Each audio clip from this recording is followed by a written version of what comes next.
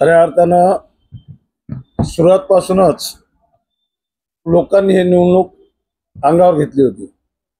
गजानन लवटेला जेव्हा तिकीट मिळाली तेव्हा सर्व लोकांचं एकच धोरण होतं की बाबा गजानन लवटे निवडून येते आणि या निवडणुकीमध्ये खऱ्या अर्थानं जी जनता असेल त्या जनतेनं मनापासून सहकार्य केलं, निवडून आणण्याचा चंग बांधला। तसंच जे काही महाविकास आघाडीमधले घटक पक्ष होते, महाविकास आघाडी आणि घटक पक्ष आणि त्यांचे नेते कार्यकर्ते त्यांनी मनापासून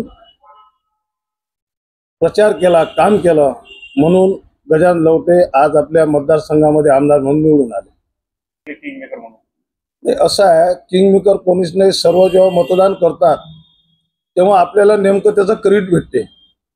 जसं आता तुम्ही पाहिलं, मला फोन आले एक दोन, तुम्ही मी काय बोललो ते तुम्ही ऐकलं असेल आणि याचं श्रेय कोणी एकट्याने घेऊ नये। चर्चा सुरू झाली, किंगमेकर म्हटलं म्हणजे एका पक्षाच्या भरोशावर तर काही हा उमेदवार निवडून आला नाही। मग मी अगोदरच तुम्हाला सांगितलं ना, महाविकास आघाडीचे नेते, कार्यकर्ते, जनता या सर्वांनी निवडून दिलं आणि याचं श्रेय निश्चितपणे फुकटचं श्रेय आम्हा लोकांना भेटते।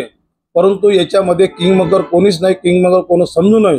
सर्व जनता ज्याच्यामध्ये किंगमेकर आहे। जवळपास 45 ते 46 वर्षापासून या राजकारणामध्ये आहोत, परंतु मी कधी एकट्यानं कधीच कोणतं श्रेय घेतलं नाही। अनेक निवडणुका लढलो, काही निवडणुकामध्ये पडलो असेल, परंतु मी स्वतः कधी किंगमेकर कुठं म्हटलेलं नाही आणि कोणी किंगमेकर समजू नये। कारण हे जनतेनं निवडून दिलेला उमेदवार आहे, आपल्याला त्याचं श्रेय मिळालं आहे, त्या श्रेयाचा आपण फायदा घेतला पाहिजे। परंतु इतर लोकांचे मन दुखतील असं काम कोणी करू नये या मताचा मी आहे।